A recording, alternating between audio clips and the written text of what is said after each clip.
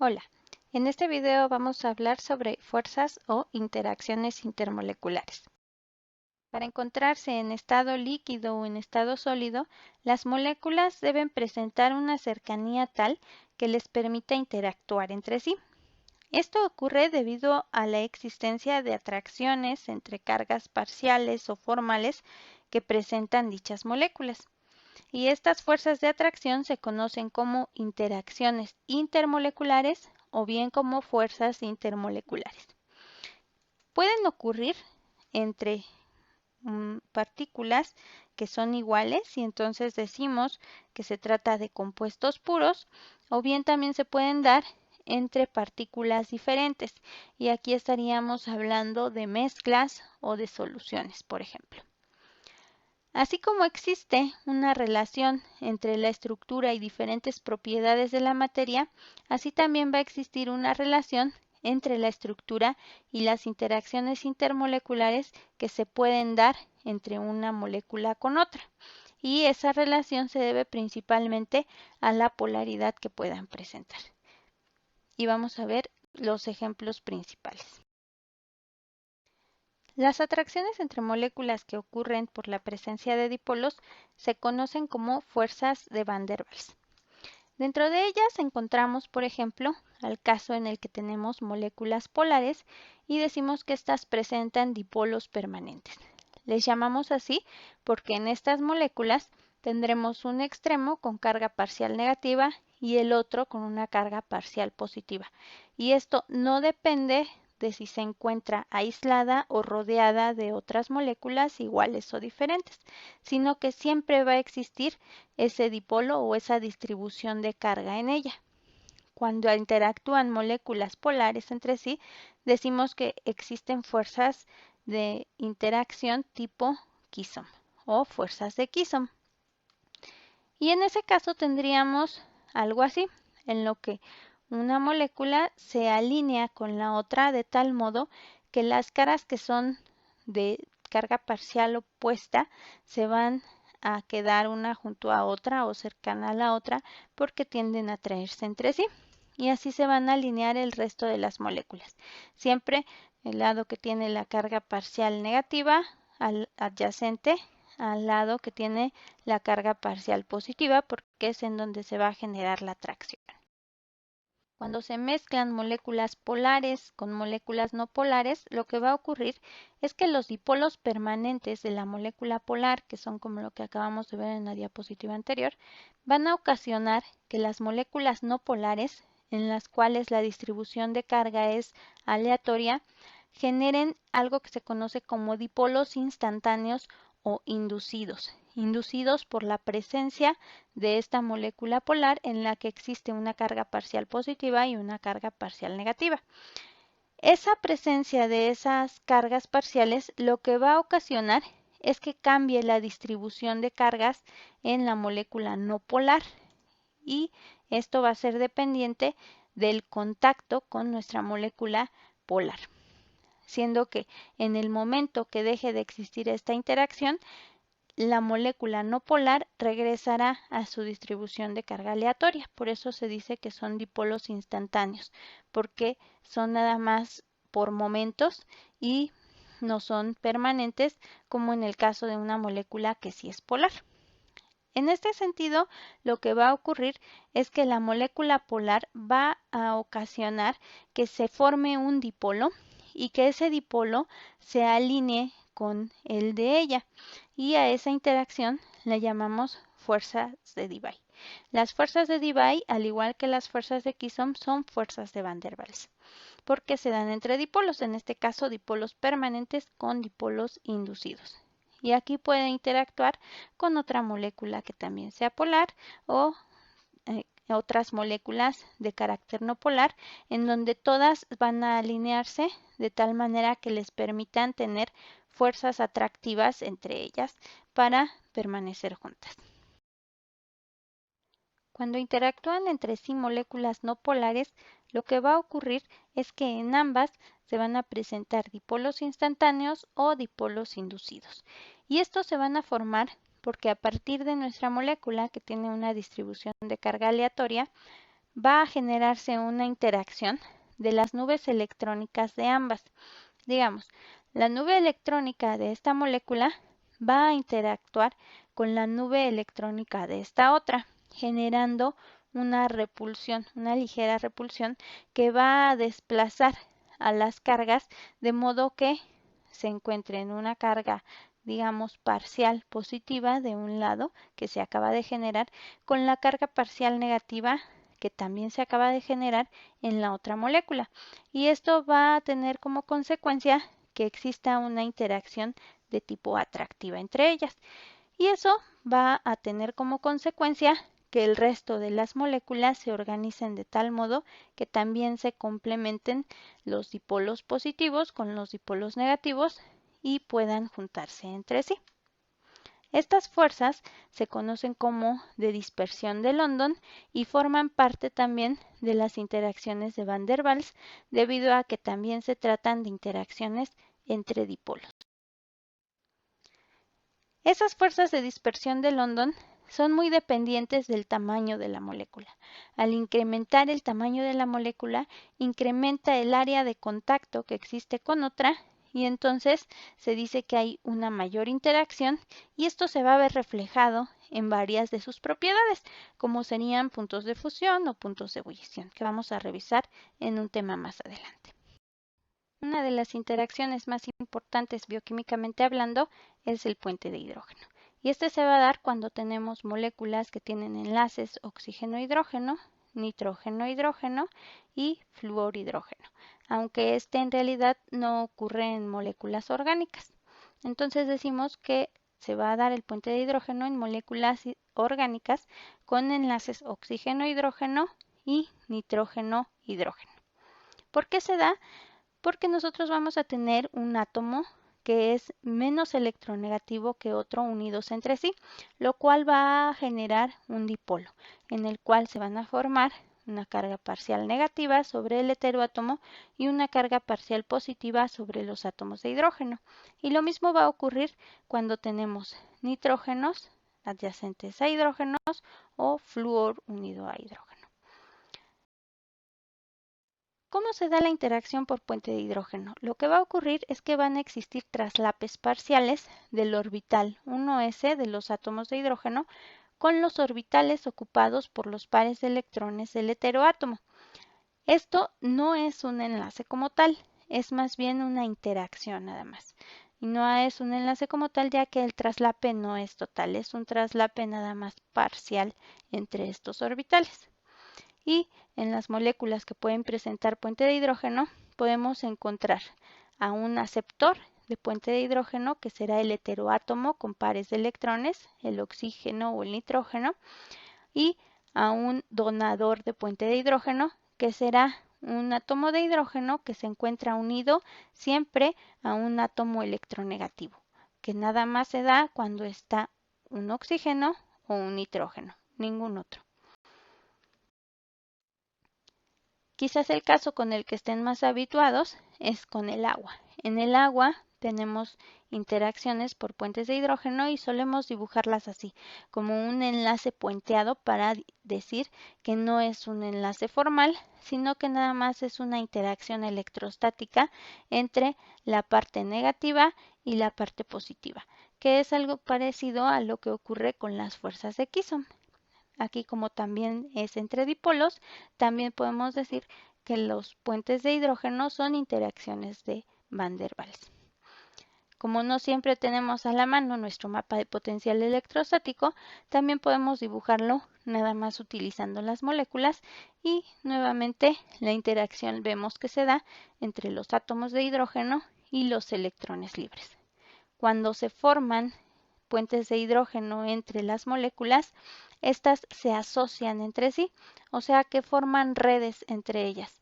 Y esas redes van a permitir que exista mucha interacción de una molécula con el resto de las que la están rodeando y eso se traduce en puntos de ebullición o puntos de fusión muy elevados comparados con los de otros tipos de compuestos.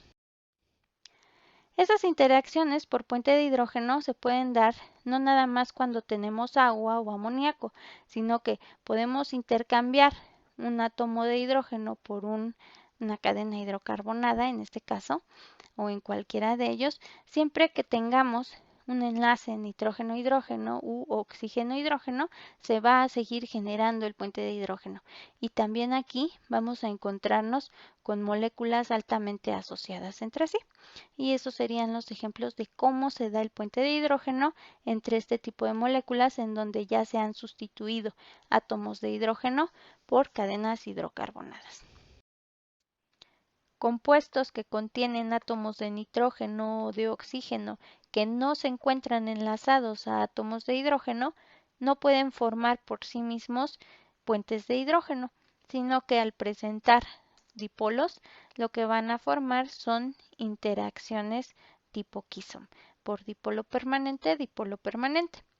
Si queremos forzarlas a que generen un puente de hidrógeno, tendríamos que hacer que interactúen con moléculas que presenten al donador de puente de hidrógeno y estas que ya son aceptoras van a formar entonces ese tipo de interacciones, como sería este caso. Aquí, por ejemplo, se introduce una molécula diferente que sí tiene un donador de puente de hidrógeno y va a formar el puente con la que es únicamente aceptora de puente de hidrógeno. Y lo mismo va a ocurrir acá. Eso no quiere decir que vayan a dejar de formar interacciones entre sí, esta molécula con esta otra que es igual, sino que también ahí se pueden presentar interacciones tipo quisom y combinadas con interacciones tipo puente de hidrógeno. Nótese aquí que la molécula que tiene el puente de hidrógeno lo tiene porque está unido ese átomo de hidrógeno a un átomo de nitrógeno o bien en este caso está unido a un átomo de oxígeno. Si fuera cualquier otro, no formarían puente de hidrógeno. Es muy importante que recuerden esto. Solo se da cuando son enlaces oxígeno-hidrógeno o nitrógeno-hidrógeno. El puente de hidrógeno puede ocurrir ya sea entre dos moléculas individuales, y allí decimos que es una interacción intermolecular, o bien dentro de una misma molécula, y allí decimos que la interacción va a ser intramolecular. Para que esta última ocurra, nosotros tenemos que tener en una misma molécula tanto a un donador de puente de hidrógeno como a un aceptor de puente de hidrógeno, que se encuentren ubicados con una geometría tal que permita la formación de ese puente de hidrógeno o de esa interacción. Si nosotros consideramos una molécula similar como la que está dibujada aquí, podríamos decir, bueno, aquí también existe un aceptor y un donador de puente de hidrógeno y están en la misma molécula. Sí, pero es, digamos, el mismo grupo. Aquí tendríamos dos grupos diferentes y en cada uno de esos dos grupos tenemos al donador y al aceptor, por lo que en este caso no se puede dar la formación de un puente de hidrógeno intramolecular. Lo que sí puede ocurrir acá es que interactúe con otra molécula y esta sería una interacción intermolecular. Aquí son dos moléculas iguales pero independientes una de otra que se están asociando por puente de hidrógeno. Aquí ese puente de hidrógeno ocurrió dentro de la misma molécula. Esa es la diferencia. Este es intra y este es intermolecular. El que exista este puente de hidrógeno dentro de la misma molécula no la limita de presentar otras interacciones. Por ejemplo, puede generar un puente de hidrógeno intermolecular con otra molécula también del mismo tipo, pero ahora el hidrógeno que le sobraba va a actuar como donador y el otro oxígeno, de la otra molécula va a ser nuestro aceptor. Existen diferencias entre cada uno de estos puentes de hidrógeno. La primera es que el intermolecular se da entre dos moléculas diferentes o más y el intramolecular va a ser siempre dentro de la misma molécula. Otra es que el intermolecular no requiere una geometría específica, simplemente con que haya un acercamiento entre las dos moléculas que se da, va a ocurrir la formación de esa interacción. y para que ocurra el intramolecular sí debe existir una geometría especial. Finalmente, el puente de hidrógeno intermolecular se dice que es dependiente de la concentración y el intramolecular no. ¿A qué se refiere eso? Por ejemplo, si tengo una molécula que puede presentar puentes de hidrógeno intermoleculares con otras moléculas y yo la pongo en un disolvente que impida la formación de ese puente de hidrógeno, como sería el tetracloruro de carbono, vamos a aislarla, vamos a separarla del resto y ya se va a perder su capacidad de generar el puente de hidrógeno. O sea, cuando la diluyo ya no hay puente de hidrógeno intermolecular. Y por otro lado, si yo diluyo a una molécula en la que hay puente de hidrógeno intramolecular, aunque ya no pueda generar puentes de hidrógeno con otras moléculas, siempre va a poder generar el puente de hidrógeno con ella misma. Por eso este es independiente de la concentración. No importa cuánto lo diluyan, siempre va a existir.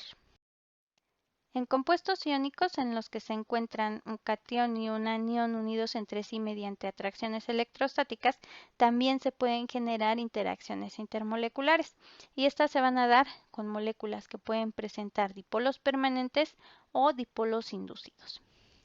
Cuando tenemos una molécula con un dipolo permanente, esta se va a orientar de tal modo que su extremo, que tiene una carga parcial positiva, va a interactuar con el anión y su extremo, que tiene una carga parcial negativa, interaccionará con el catión.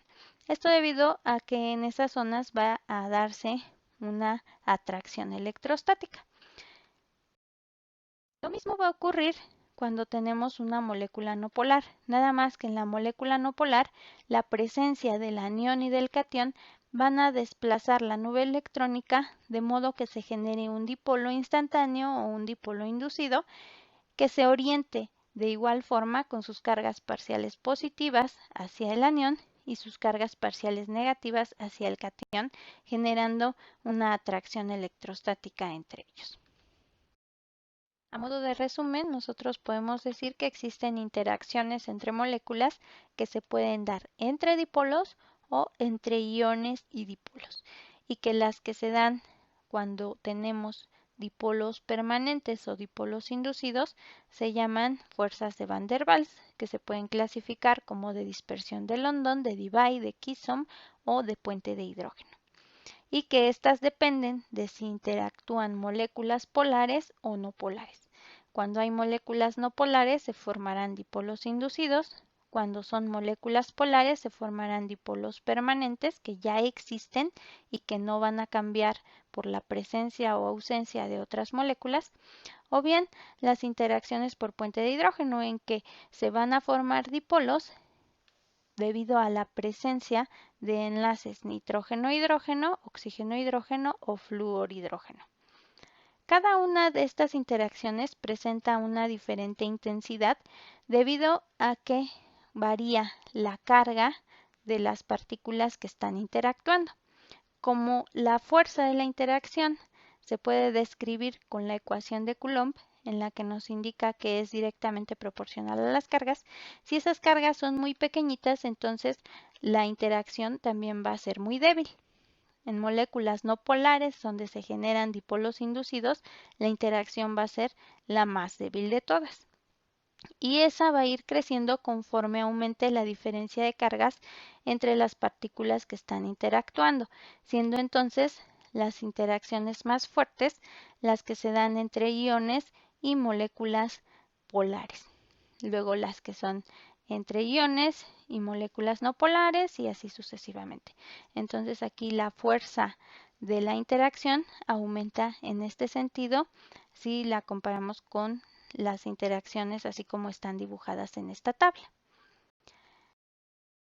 Ya que las fuerzas que permiten la interacción entre dos partículas suelen ser mucho más débiles que los enlaces covalentes, estas, si nosotros aplicamos energía suficiente a los diferentes sistemas, se pueden romper o se pueden vencer, más bien dicho. Y lo que va a ocasionar es que se separen esas partículas entre sí. Ojo, vencer una fuerza intermolecular no es lo mismo que romper enlaces. Romper un enlace sería algo así, que tenemos una molécula y la dividimos en las partes que la componen.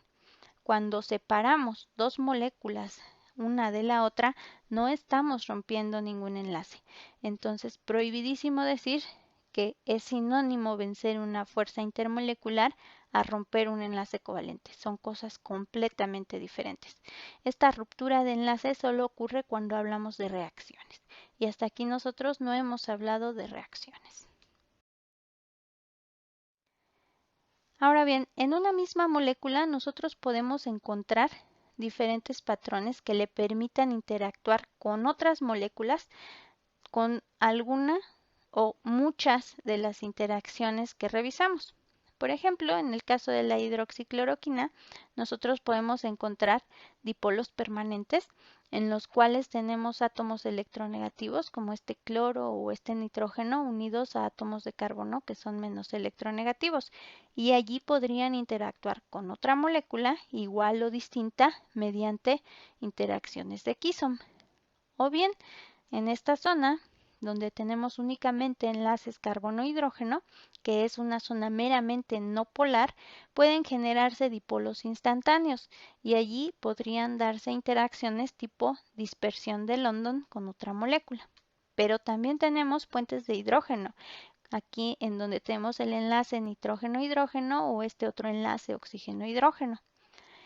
Y finalmente encontramos aquí un átomo de nitrógeno que tiene una carga formal positiva, es decir, se trata de un catión, por lo cual en esa zona también existen interacciones tipo ion-dipolo.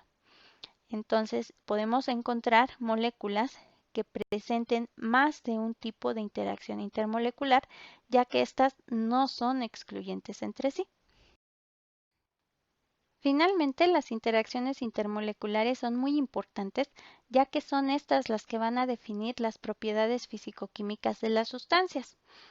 Y ya que las interacciones intermoleculares dependen de la estructura de nuestras moléculas, también podemos asociar una estructura a una determinada propiedad.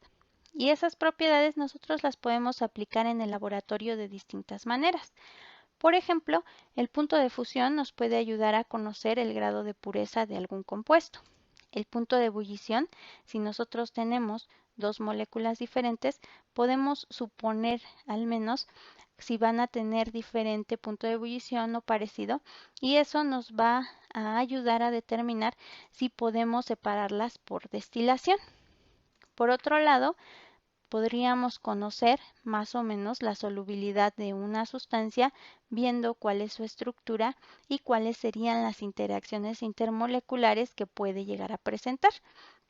Y entonces nosotros podríamos proponer procesos de recristalización, de extracción o de cromatografía para realizar diferentes purificaciones. Y la más importante de todas, en mi opinión, las interacciones ligando-receptor también se deben a interacciones intermoleculares. Y estas son muy importantes ya que van a participar en reconocimientos de enzimas con sus sustratos y si se conoce esto, pueden hacerse diseños de fármacos que sean más efectivos contra ciertos blancos terapéuticos. Bueno, hasta aquí este video. Espero les sea de utilidad y hasta la próxima.